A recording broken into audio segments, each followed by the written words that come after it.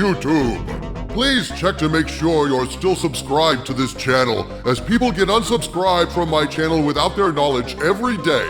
And if you have not subscribed, please do so.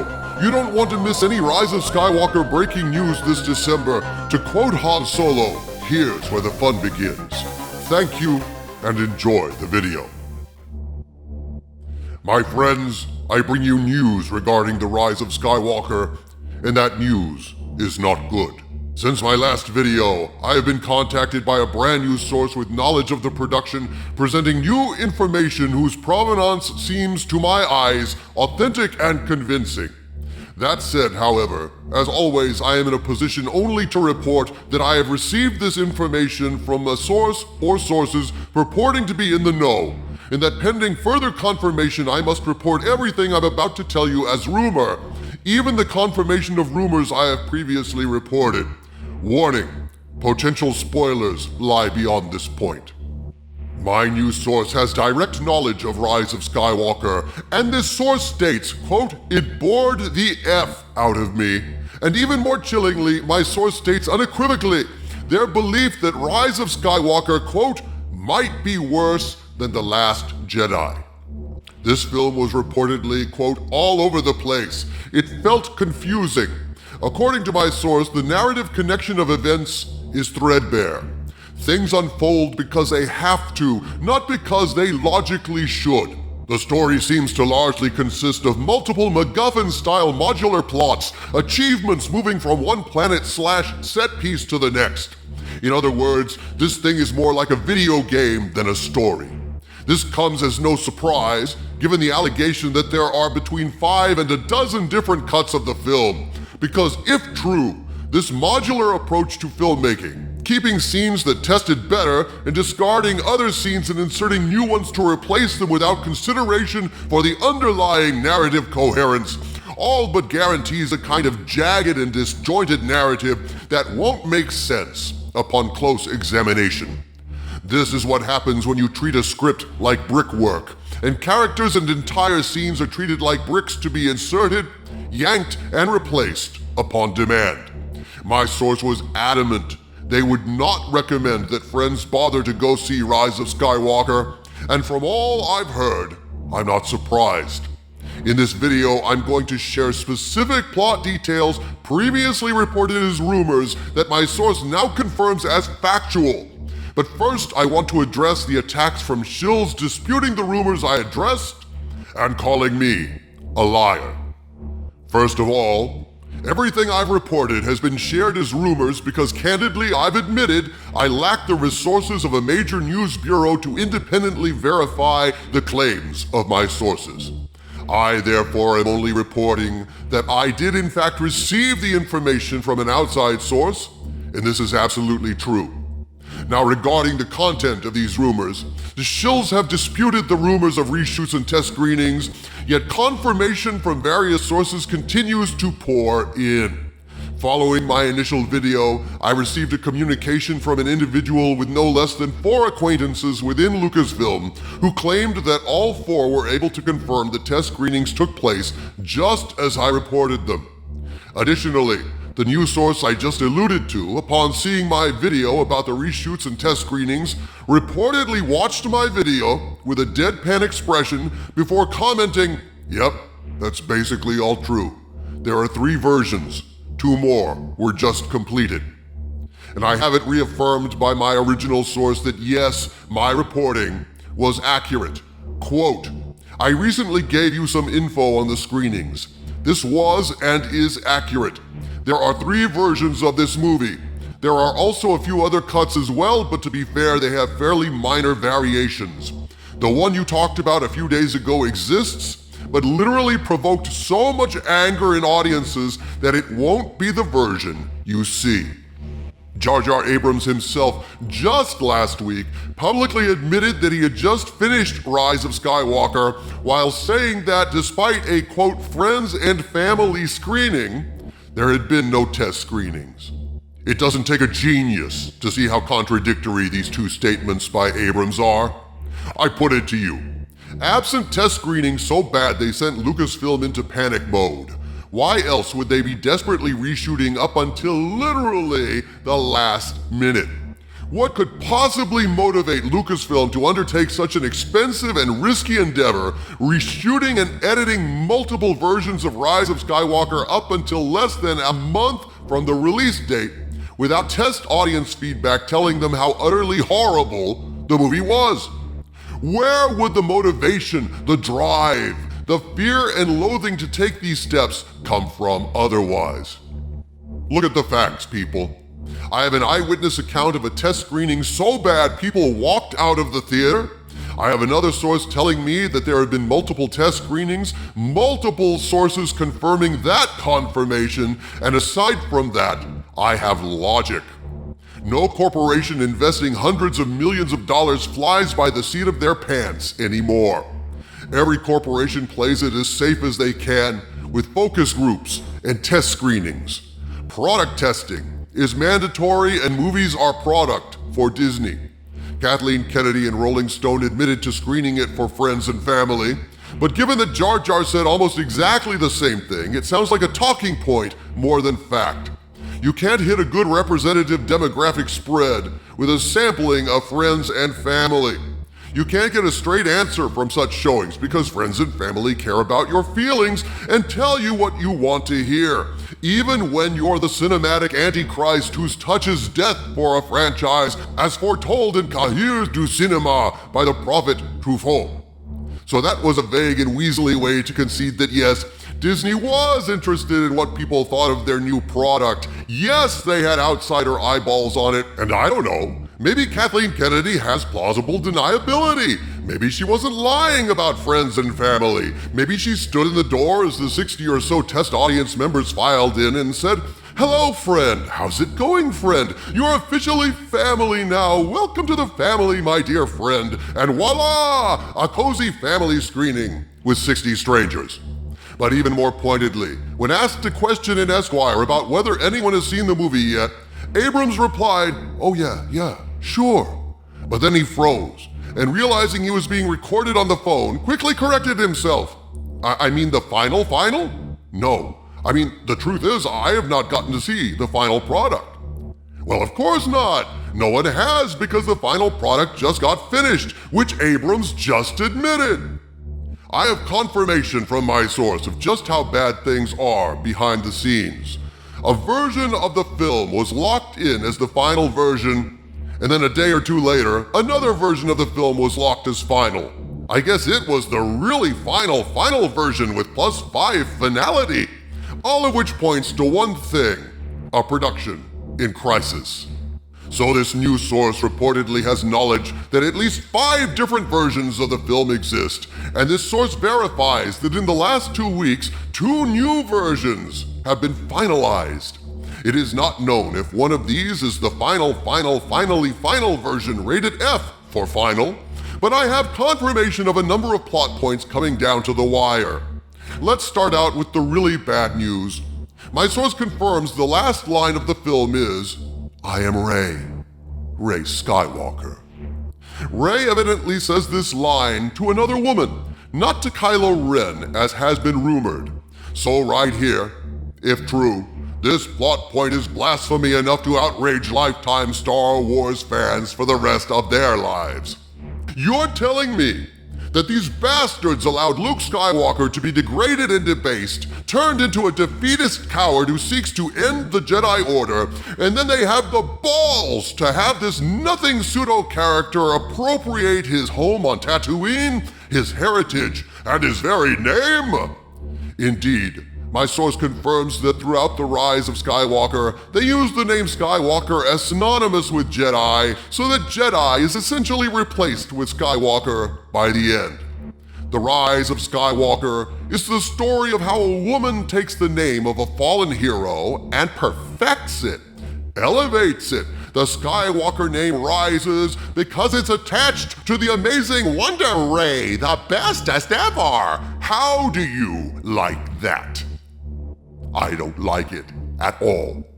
I will need to confer with my source before I go into the plot deeply and a future video, as I've had very limited interaction with my source, who is quite busy and somewhat reticent to share too many details at this stage. But here are some choice tidbits that I can confirm is making it to the final super final cut with Kung Fu grip of finaldom, according to my source. Given how much in flux things are on this production, I must report all of this as rumor.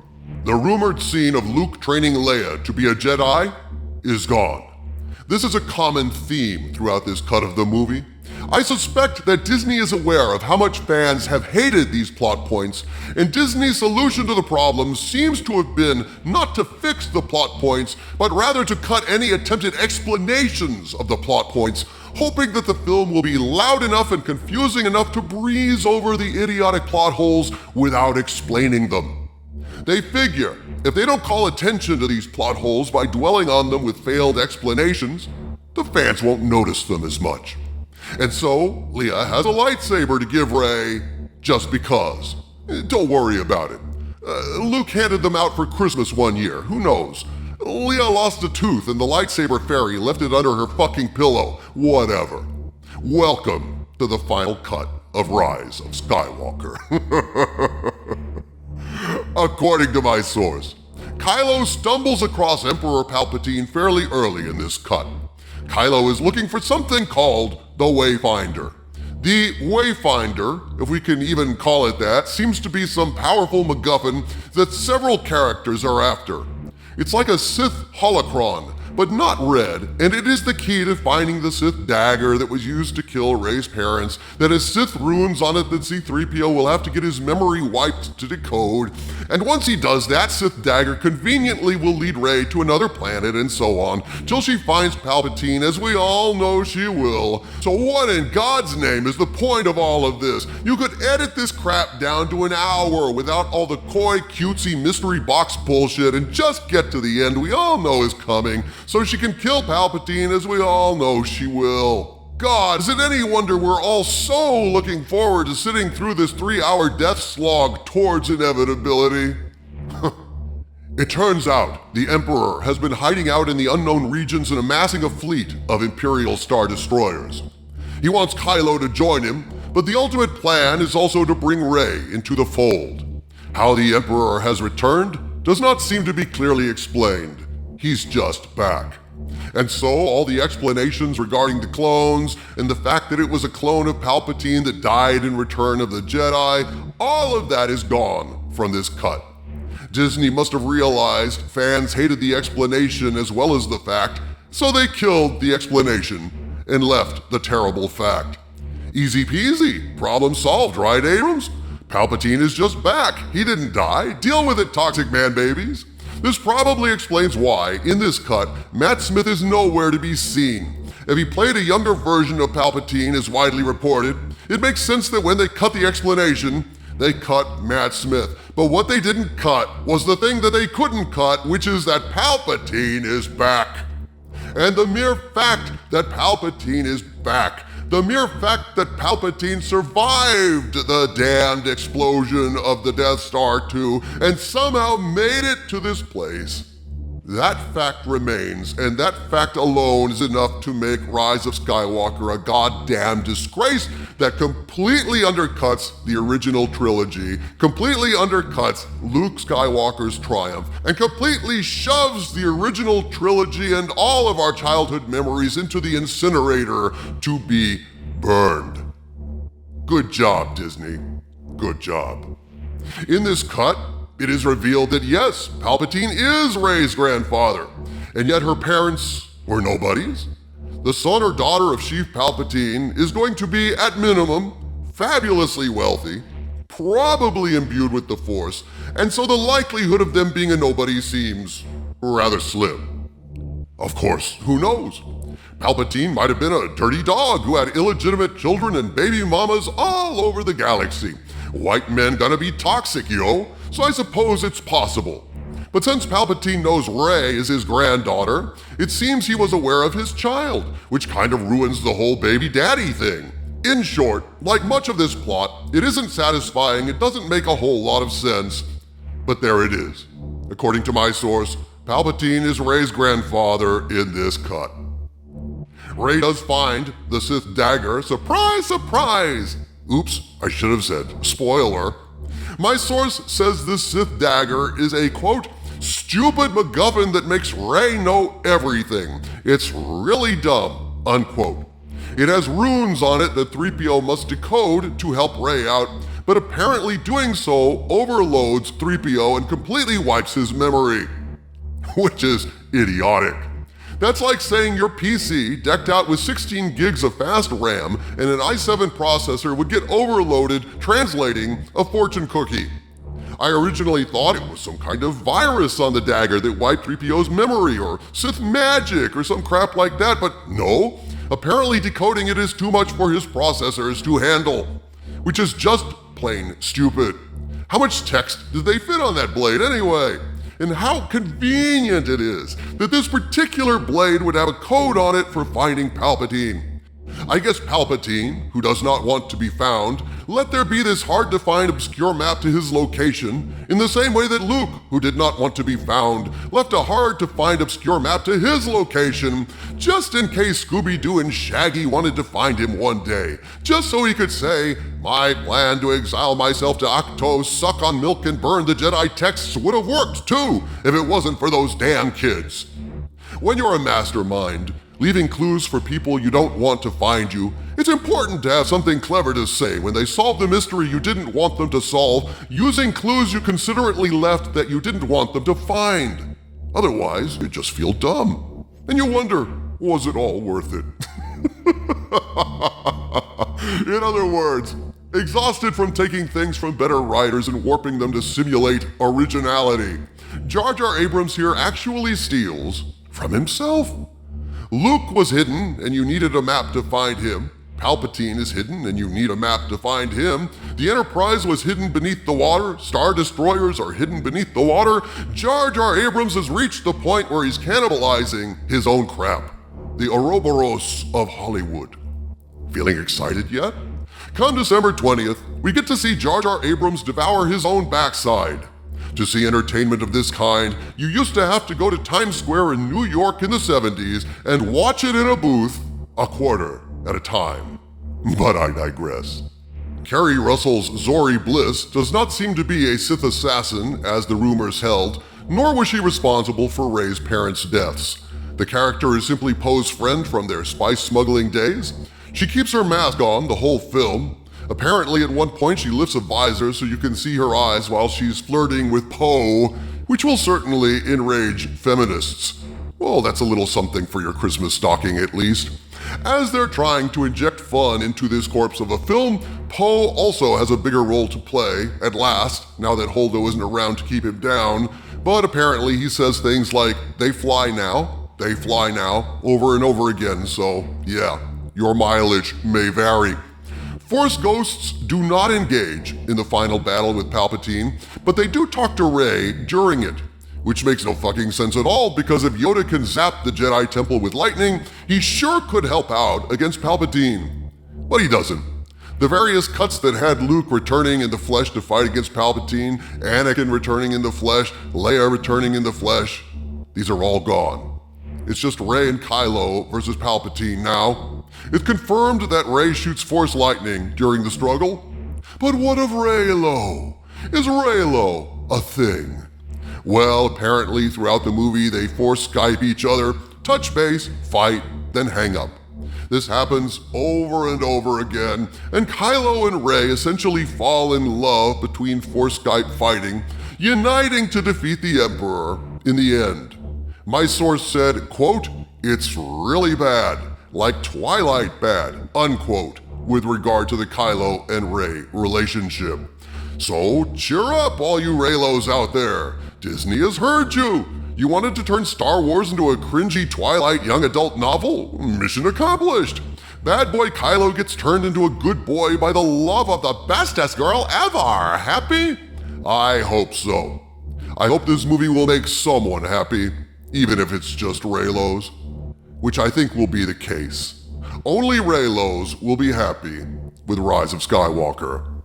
And on one final positive note, as per my original source, we will never see the cut where the Millennium Falcon gets blown up, killing Chewie and Lando and R2 and 3PO and Leia. They cut that scene. They backed away from that abyss, at least. Score 1 for the good guys. In short, Rise of Skywalker looks like a disaster of epic proportions. They backed away from blowing up all the main characters in one fell swoop. Goody for them. The rest of it looks absolutely abominable. They have not fixed anything. They have just swept things under the rug by cutting the explanations for those things and leaving the horrible things themselves intact. Come Christmas, we're going to have a lot to talk about on Rise of Skywalker, and I hope that you will join me for the fun. I have another video coming out in a few days regarding a heartfelt missive addressed to me from someone in the belly of the beast that is Lucasfilm itself, discussing the sorrow and desperation of those trapped inside it under the yoke of Kennedy and her minions. That video is not to be missed. Look for it before the week is over. From the center of the earth, this is Dictor Van Doomcock bidding you all, my friends, stay angry.